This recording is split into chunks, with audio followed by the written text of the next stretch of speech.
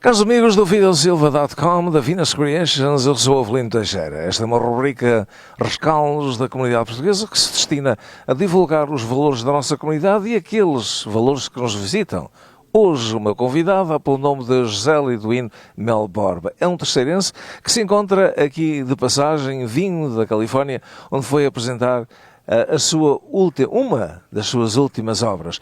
Liduíno é natural da Ilha Terceira, nasceu no seio de uma família de trabalhadores. Ele próprio foi um trabalhador, mas depois, terminada a sua instrução primária, empregou-se, portanto, numa agência de viagens e depois, mais tarde, frequentou algumas aulas do liceu e depois formou-se em gestão e muitas outras formações que agora não vamos mencionar. Vamos sim mencionar que ele tem três obras que foram publicadas muito recentemente. Uma delas dá pelo nome Tragédia na Serreta, depois o Charrua e ultimamente 100 anos de festas do Espírito Santo em Interlock, Califórnia. E se eu fiz algum erro, se cometi algum erro, portanto, nos títulos destas obras, ele vai-nos corrigir. Liduíno, sejas bem-vindo, é com imenso prazer que tenho aqui comigo. Desde que falamos pela última vez, já tens mais 3 trabalhos, portanto, editados. Fala-me um pouquinho sobre eles. Obrigado, o prazer é todo meu. Os últimos trabalhos que falavas há bocado, um chama-se 1958, Tragédia na Serreta, o outro chama-se Charrua 1910-2010 e o outro, o último lançado agora na Califórnia, chama-se Irmandade do Espírito Santo de Interlock, 100 anos. O primeiro, 1958, Tragédia na Serreta, é o relato de uma tragédia que aconteceu nesse ano na Serreta, na Ilha Terceira, na segunda-feira da Serreta, quando corria a tourada no pico da Serreta. Uma pedra desprendeu-se da encosta do pico da Serreta, onde muita gente assiste à tourada, como é habitualmente, e rolou a encosta abaixo, embora não muito, o que provocou alguns feridos e a morte da Dona Celeste. A morte foi imediata, foi, portanto, por esmagamento da cabeça, e foi uma tragédia na altura. Há muitos anos que se falava nisto e corria de boca em boca, um dizia assim, outro dizia assado, e acabei por fazer uma investigação e passar isto a livro, passar isto ao papel, e ficou no papel aquilo que na realidade aconteceu. Fruto desse trabalho tem a ver com algumas influências da família, ou seja, meus sogros que vivem na Califórnia, o Eugênio e Paulina, estavam presentes nessa tourada ao lado da senhora que faleceu. Minha mulher tinha nascido 30 e poucos dias antes, estava em casa. O meu tio Elvino casou com a Maria Teresa, que era meia irmã da Celeste, que faleceu nesse dia. Isto tudo junto, e mais tarde uma prima de meus sogros que esteve na Terceira e que vive aqui no Canadá, a Dona Lourdes e o Sr. Domingos, que vivem em Winnipeg, eram vizinhos da Celeste, e ela, quando esteve na Terceira, contou-me a história toda, porque era vizinha da senhora e a senhora tinha estado nessa noite a dormir em casa dela e no outro dia dirigiu-se para a Serreta no dia em que faleceu. Isto tudo junto levou-me a fazer alguma investigação, nomeadamente a nível dos jornais da época, da genealogia da família, o que publiquei um livro pequeno, de 72 páginas, com 30 fotografias ou 30 imagens, mas onde também acrescentei uma discussão do João Ilhéu da Segunda-feira da Serreta, que faz uma descrição perfeita do que era a Segunda-feira da Serreta na década 20 do século passado, ou seja, em 1927 mais precisamente. E isso tudo junto deu um livro e ficou escrito, como disse o Dr. Alan de Menezes, secretário regional do Ambiente, a quando o lançamento na freguesia da Serreta no dia 19 de abril deste ano, disse que uma história que circulava de boca em boca agora ficou no papel e sabes que é verdade. É engraçado. Agora, o segundo livro que falámos trata-se de Charrua. Já havia uma obra publicada sobre a via de Charrua. O porquê de voltar a publicar um livro sobre Charrua? Portanto, primeiro porque é o número 1 de uma coleção de livros que eu pretendo continuar de improvisadores. E o número 1 de uma coleção de improvisadores só poderia ser de Charrua, o maior improvisador conhecido dos Açores até hoje. Portanto, foi... Que é muito respeitado, ainda é muito, e vai continuar a ser respeitado pelos atuais improvisadores. Sempre, toda a gente o respeita. Ainda nunca falei com um improvisador nenhum que tivesse algum desrespeito pelo Charrua. Todos o consideram o maior até hoje. Daí ser o primeiro livro. Mas isso vem no seguimento das comemorações do centenário do seu nascimento. Se é que eu posso interferir, eu disse isso pelo facto de hoje, por exemplo, quando falamos no Nuno, falamos no António Isidro, falamos nestes rapazes que apareceram agora, são todos eles formados de uma forma ou de outra. Temos o José Eliseu, o mesmo não acontecia com o Charrua. É verdade, no tempo do Charrua não havia formados. O primeiro improvisador que se conhece, que tem uma escolaridade acima do normal, ou seja, o antigo quinto ano, ou sétimo, se não estou em erro, mas acho que o quinto, isso corresponde ao nono ano de escolaridade, é o nosso querido José Fernandes, que vive aqui no Canadá. Foi o primeiro improvisador a ter esse grau de ensino naquela altura. Mais tarde, portanto, o José Eliseu trouxe a sua licenciatura em Ambiente. Eu chamo-lhe um engenheiro das cantigas, e muito bem, porque ele sabe engendrá-las muito bem. Portanto, posteriormente apareceu uma camada nova de gente que é muito bom, que veio dar um novo fôlego às cantigas de improviso, onde aparece o Bruno Oliveira de São Jorge, que é licenciado, o António Isidro, que é licenciado e está a tirar um mestrado em música.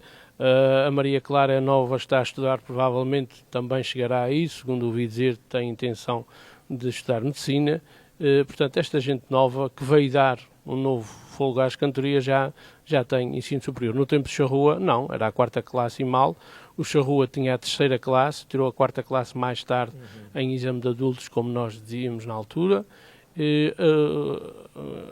Alguns ainda do tempo do Charrua nem a quarta classe tinham, não sabiam ler nem escrever, que é de admirar. Exatamente. Quem se mete nas cantigas sem saber ler nem escrever, ou seja, rimar pelo sotaque, rimar pelo ouvido, é muito mais difícil do que rimar por quem tem conhecimento das letras. Agora, Liduíno, o que é que vamos encontrar neste livro, que publicaste relativamente há pouco tempo, que não está no outro? Era isso que eu ia chegar. O que existe neste momento do Charrua, existe um livro do José Henrique Borges Martins que trata de 5 ou 7 cantadores de destaque daquela época, entre eles o Charrua, e que tem uma parte da biografia dele.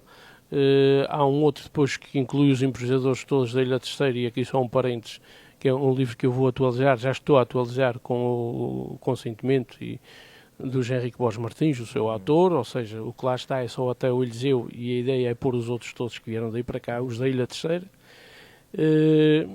Portanto, mas como estava a dizer, o Charrua está incluído nesse livro, e ultimamente, e já tinha sido incluído em livros anteriores do nosso querido Gervásio Lima, mas também na última publicação com muito destaque do Mar Pereira da Costa, Terlu e Charrua Confidências, foi lançado na Câmara de Angra em 2008, se não me falha a memória. Um livro muito bom e que vale a pena ler, porque traça uma biografia do casal muito perfeita. O que há de novo neste foi juntar disto tudo, comemorar o centenário, fazer o primeiro livro da coleção Improvisadores e acima de tudo, trazer à balha uma série de coisas que não estavam muito evidenciadas, nomeadamente as suas origens, que foi uma novidade até para mim. As origens do Charrua estão na Ilha de São Jorge, na freguesia do Norte Grande, ou Norte Pequeno, eu confundo sempre os dois nortes, mas é do Concelho da Calheta, da Ilha de São Jorge, onde estão a origem dos ascendentes dele. Portanto, o Charrua é descendente de gente de São Jorge. É essa a grande novidade, para além das viagens que ele realizou e que estão lá descritas, nomeadamente a terras da diáspora. Ele viveu aqui no Canadá há muitos anos, mais de 30 anos, não estou em erro, ou 40, vem para aqui em 60 e tal. Vai à Califórnia, é o primeiro improvisador portanto, contratado para ir cantar à Califórnia, onde fez na festa de Gastino, na sua inauguração, que em 1936, que comemorou 75 anos o ano passado. Portanto, o Charrua tem 26 anos quando é convidado para ir de propósito cantar à Califórnia, e foi uma recepção feita que só costumavam fazer aos maiores autores, ou atores, ou improvisadores, ou taurinos que por lá apareciam, que era irem esperar em procissão, em cortejo, à estação do comboio, e essa procissão, esse cortejo, era depois feita até ao local da festa. Portanto, ele foi uma das pessoas que lhe fizeram isso. E está no livro. E agora que falaste, portanto, que eles vinham de comboio, eu estive recentemente na Califórnia e fomos à parte velha da cidade de Sacramento, e lá está, portanto, que acho que chamam o apiadeiro, onde chegavam imigrantes, onde vinham os trabalhadores, pessoas que vinham à procura de trabalho, que visitavam a Califórnia, mas com o intuito de trabalhar, e eu fiz, portanto, uma imaginação quantas pessoas teriam passado por ali, que vinham dos Açores, de qualquer procedência, e que vinham à procura de trabalho, e se calhar também o nosso charrua por lá passou. Agora, seguindo a sequência californiana, digamos assim, vamos agora falar neste último trabalho, que é um trabalho formidável, que ainda não tive a oportunidade de ler, que é os 100 anos, portanto, das Festas de Espírito Santo de Interlock. O livro chama-se, como disse, Irmandade Espírito Santo de Interlock, 100 anos, é o centenário. Foi um convite que eu recebi da Comissão através do meu querido amigo Euclides Álvares, que tem sempre o ensejo de pôr as coisas da nossa comunidade à frente dos seus interesses pessoais, e entendeu que esta seria uma forma de fazer mais alguma coisa pela nossa comunidade. A Comissão de Festas, portanto, presidida pelo Bob Estácio e pela Belina, e como vice-presidente o Martim Cunha, uma gente muito empenhada nisto, fizeram-me o convite, acertamos os pormenores, e em agosto do ano passado trouxe os primeiros documentos comigo quando lá estive na Califórnia, e agora fui a 30 de maio lá lançar o livro durante as festas que decorreram a semana passada. E foi um autêntico sucesso, modéstia à parte, mas foi em 4, 5 dias, dos 1000 livros que foram para a Califórnia, mais de 700 já estavam vendidos. Aliás, uma série deles encomendados por pessoas que patrocinaram o livro, que estavam ligados aos familiares, que tinham sido ou rainhas da festa, ou aias da festa, ou presidentes da festa, ou vice-presidente da festa, porque o livro é um livro de história, porque inclui a história da Irmandade, inclui um resumo da história da localidade de Turlock, umas pequenas referências ao Turlock District Irrigation, ou Irrigation District, que é uma empresa que gera os canais de rega naquela zona, um resumo da vida ligada àquela localidade, uma localidade que há pouco mais de 100 anos era um deserto, hoje uma localidade próspera, o Turlock tem 60 e tal mil habitantes, mas com taxas de crescimento anuais excepcionais, tem crescido enormemente. A chegada da água a qualquer sítio, a qualquer lado, provoca sempre desenvolvimento, e ali, acima de tudo. Foi muito estimulante fazer esta história, porque tive de aprender mais um pouco, e tenho aprendido sempre com os meus livros, qualquer coisa mais é sempre interessante quando se aprende. Agora, eu gostaria que falasses um pouquinho sobre os teus projetos. Portanto, falámos que o livro de Charrua, que era um dos primeiros livros sobre os improvisadores, portanto, esse é um que já está na forja, certamente, o seguimento, essa coleção, e que mais? Em relação aos improvisadores, acabou depois por vir a ideia que falei há bocadinho, de atualizar o livro chamado Improvisadores da Ilha Terceira, Suas Vidas e Cantorias, do autor José Henrique Borges Martins, que vive na Ilha Terceira, nos Biscoitos. Numa conversa com esse escritor e meu amigo, portanto, propus-lhe fazer a atualização desse livro, o que ele aceitou de bom grado, e quero aqui deixar um reconhecimento público a isso, e até uma exigência, entre aspas, dele, no sentido de que o livro fosse a minha autoria, e com notas de rodapé do que diz respeito a ele, o que eu acho uma injustiça para ele, porque ele é o autor, portanto, principal daquele livro, mas ele entendeu que devia ser assim, e será da forma que ele entender. Mas não é essa a conversa que interessa para aqui. O que interessa é que vai ser feita a atualização dos improvisadores da Ilha Terceira, atualizar todos os que lá estão, eventualmente alguns falecidos, outros com alterações que já houve desde a edição do livro, e incluir os novos todos, porque o último que lá está é o Geliseu. Esse livro, como aparecer depois, será incluído na coleção de improvisadores com o número 0. Será esse o primeiro, porque é o de todos. No seguimento disto, aparece a ideia de fazer um de improvisadores na diáspora, que está uma ideia ainda meia verde, que amadurecerá com o tempo, não há nada definido.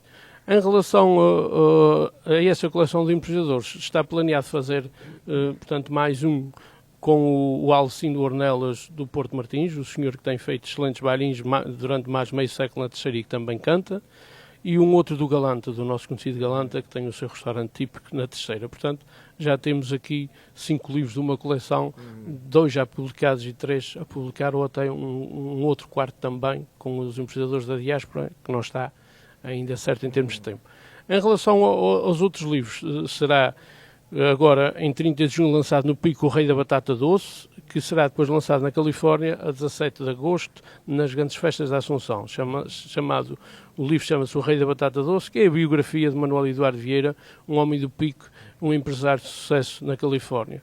O outro, que agora venho da Califórnia e trago, digamos, o resto da informação necessária, é isso, é os Focados Amadores de Turlock, que têm 36 anos de vida. Este livro será a história dessa associação que muito se tem batido pela tauromaquia em terras da Califórnia, com todas as dificuldades que os nossos imigrantes enfrentam para levar em frente essa tarefa de promover o espetáculo taurino em terras onde às vezes as dificuldades são muitas. Liduíno, muito obrigado por esta conversa aqui comigo. Faço votos sinceros para que tenhas muito sucesso nos teus trabalhos e que sejas sempre muito apreciado e que mereças, de facto, o reconhecimento de todos aqueles que vivem nos Açores e não só na diáspora, porque realmente o mereces. Portanto, mais uma vez, muito obrigado e votos sinceros de muito sucesso. Muito obrigado a todos e quero agradecer mesmo a todos porque tenho sido reconhecido o meu trabalho até aqui. Agradeço. É bom nós vermos que o nosso trabalho é reconhecido. Obrigado a todos, um grande abraço. Meus amigos, tivemos a conversa com Liduíno Borba, um escritor, historiador terceirense em digressão pela América do Norte. Eu sou o Avelino Teixeira. Está bem que melhor mereças pelos anos que trabalhaste, mas também nunca esqueças a família que deixaste.